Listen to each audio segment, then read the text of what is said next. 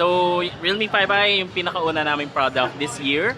So, January pa lang mayroon ng bagong Realme smartphone. Siyempre, we want na talagang sulit yung bawat pagbili ng Realme smartphone. Kasi, ang nangyayari right now is, wala ka pang nakikitang quad camera, 5,000 mAh, malaki yung screen, dito sa ilo-launch naming price point for the Realme 5i.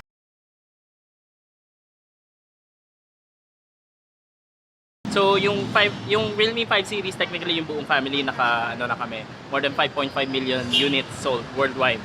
Ang maganda dito, we're leveling up things, a little bit trickle down sa specs, pero ang maganda yung polished design. So one is yung sunrise design niya, napakaganda niya for its price point. 5,000 mAh battery, quad camera, 6.5-inch display.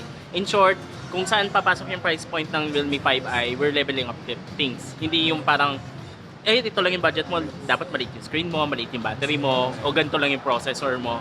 Everything should be like, kung ano yung nararanasan mo even with the high-end or more expensive Realme smartphones, mararanasan mo sa 5i.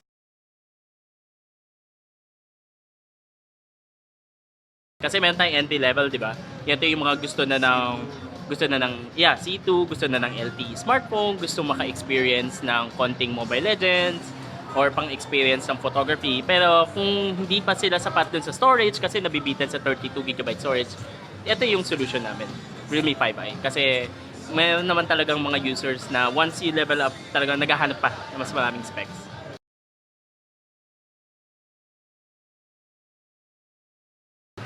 Realme 5i available starting February 2020. Will be initially available through Shopee later at 12 midnight. So, ang maganda dito is yung presyo. Kailangan abangan mamaya.